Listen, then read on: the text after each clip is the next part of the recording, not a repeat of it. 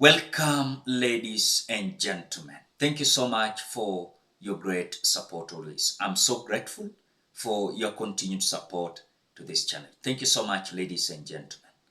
Now, Kenyans, I've seen this issue of Adani, where Raila Odinga has just come out to defend the Adani-William Ruto's deal, as he claims that the Adani is having good ideas and good intention to our country.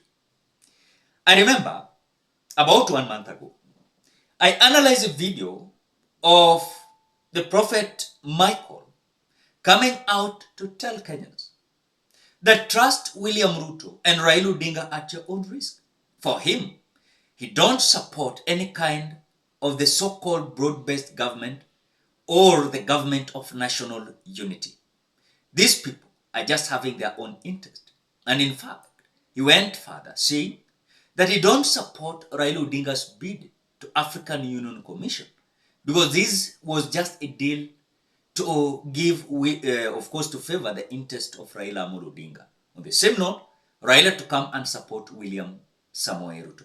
So I want you to watch the pastor first, then after that, I want us to watch where Raila Amolo Odinga is being exposed by a close ally of Kalonzo Musyoka, Dan Manzo, where Dan Manzo is claiming that Raila Odinga understands Adani very well.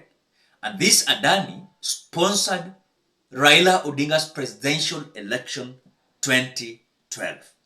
So I want you to listen to the Prophet Michael first, then you continue. As a prophet of God and as a servant of God, I don't support him. One, because Ruto William killed so many Kenyans in Kondele, killed so many Kenyans in Nairobi. So many Kenyans died. After this death, now Ruto and Raila sit down. Then they say work together. They are working together on top of the graves of Kenyans. They are dancing on top of the graves of Kenyans. If Raila was so serious about his patriotism for the Kenyan people, he shouldn't have joined hand with Ruto, who is a killer, a murderer, a vampire. He wouldn't have done so. And for that reason, I 70% doubt whether he will make it. If he make it, okay. But I, Apostle Michael Band, I don't support. I know many people will say you don't care. You don't care. My heart is not your heart. It is your heart that does not care. Praise the Lord. You can say whatever you want. You have your mouth. I've said my own. Everybody in his office. There's office of the fool. There's office of the wise. There's office of the ignorant. I don't know which your office is. Mine is a prophet. That's what I've said. I am against it. There's no way government, politicians can always be uniting for their own selfish gains to oppress Kenyans. This is oppression. Why couldn't he just stand there? Amechoka na kwenda kwa street. Si angekaa kando. Awache wale wanataka kupigana wapigane. Anaingia pale kukat deal ya nini? Na cut deal na mtu ambaye ni devil worshipper. Ruto is a devil worshipper, disguising himself as an angel of God in the church. Very nonsense man. Very evil, wicked man. Wickedness, even if you look at him like this, wickedness is written all over him. The other day he came in a vision. He was begging me to agree with some of the things. I told him I don't agree. And I left him seated there and I went. I can never agree with Ruto. Not on anything. Raila goes and unites with him. I pray that he fails at ACU. If he succeeds, okay. That's his own problem with his family. It is his salary. I don't care. But my prayer is, Apostle Michael, that he fails in that quest. We cannot have politicians that are chameleons, always changing like this. They are getting richer and richer, and Kenyans are getting poorer and poorer. Nonsense. Very nonsense. They should have left Ruto to perish because Ruto tried to play God. You can never play God. I said before and I say here again, no amount of interventions will help Ruto. You can never play God. And you cannot dance. You cannot dance on people's blood. You cannot drink people's blood. You can't do that. Now he's back on top of cars going there. That's all he knows. Kutangatanga tu. Huku. Hakuna kitu huyu mtu anajua. Ameharibu kila kitu. Kila kitu ameharibu. Mtu aliambia Ruto ati Ruto ni genius. Alikudanganya. Alikuwa anataka pesa yako. You have nothing here. Nonsense. Na bado kiboka ya Mungu inakuja. Tatuangwa vizuri. Think you dey wise. Nonsense man. Clueless. Rudderless. Pointless. Resign bwana. Toka hapo. So as the Prophet Michael or Pastor Michael is coming out to tell Kenyans that he doesn't agree with anything that Raila Odinga is doing now, together with William Ruto. That is his decision. And he has categorized that you either in the class of fools, wise or prophet. But for him, he is in the class of prophet. But now, Dan Manzo is coming out boldly enough, saying that Raila Odinga to come and defend Adani is a company that he knows very well. They had even a working arrangement in 2012 as Adani supported Raila Odinga's presidential election 2012 during CORD coalition. Listen to Dan Manzo. You know, Adani is one of the big Indian companies. And Raila Odinga has admitted that he knew these companies up to 2010 when he was prime minister. And it was one of the companies sponsoring his campaign so that he becomes president in 2012. Is that so? These are some of the companies. So it's a bigger plot. That's a very serious allegation. Yes, they are. And that's why there's no procurement. If everything was to be serious, everything should have been on the table. Different companies should have been allowed to compete for the same jobs. How come they are direct procurements? Adani Group was sponsoring Azimio campaigns. No, it wasn't Azimio those days. They sponsored the presidential campaign of Raila Odinga. Which election? 2012. 2013. There was a code there. There was a code movement. Kalonzo Musyoka was the running mate. Yeah, Kalonzo was part of the code. It was part of it. So these are old. These are I don't have the exact amounts, but you know campaigns are funded by different people. You're certain about what you're saying? Person, you know the campaigns, the presidential campaign is owned by a lot of foreigners a lot of times. It's owned by businessmen a lot of times. But as if Raila Odinga and his team want to confuse Kenyans, they're coming out to defend themselves that, oh, we are not part and parcel of this Kenya Kwanza government. The question is, on this side you claim that when William Ruto appointed your members to his cabinet, you are not aware. Number two, because it is just 4 members who have left for those appointments, it doesn't mean that they are in the government. On the same note, we are hearing close allies of Raila Odinga saying that you attack Raila Odinga, you attack William Ruto at your own risk, because now they are in the government. On this side, Raila Odinga is defending the Adani deal, where Kenyans demonstrated. Even workers at Jomo Kenyatta International Airport demonstrated and boycotted their working places. Raila Odinga defended this, but now Raila is distancing himself, saying that is not part and parcel of Kenya Kwanza government. Who is fooling who? The other thing, I want to be on record today.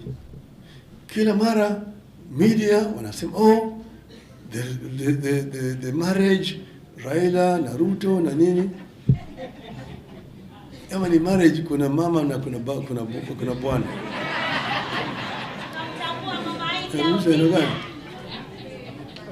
We have not, ODM has not entered the government. There is no contract that we've signed with Kenya Kwanza. We have not signed an agreement. We have said right from the beginning that we need a national dialogue, a national convention to discuss the issues in the country. Some of them which we raised ourselves, and some of them which were raised by the youth this year when they're demonstrating. That conversation has not taken place. Until that conversation takes place properly, an agreement is reached, we are not in government. What is there is that they asked to give them some people to go and help them. People who are experts, who they believe can do the job correctly and properly. And we released those people to join the government. But ODM remains very, very firmly in its position as an opposition party. And so when I heard Raila Odinga supporting Adani yesterday, I was shocked. Come on, I asked myself. But Kenyans demonstrated they don't want Adani deal. Adani deal is going to deny them access of their property. And that is Jomo Kenyatta International Airport. But now, again, I've seen close allies of Raila Odinga like akina Robert Lai. At Raila Odinga kisha sema, at Adani ni mzuri, period. Adani sasa ni safi. Adani ni safi. And this is how Raila Odinga came out defending Adani. Investors in line with the PPP Act. We all have misgivings about how the current proposed PPPs concerning the AKA and power distribution have been processed, which has resulted in a raging debate over the involvement of the Indian firm in the airport and energy sector projects. Unfortunately, these misgivings have also resulted in a lot of misinformation regarding the investors who have made the PPP's proposals. I have had a chance to interact with the PPP proposals in question. It is my duty to state what I know about them.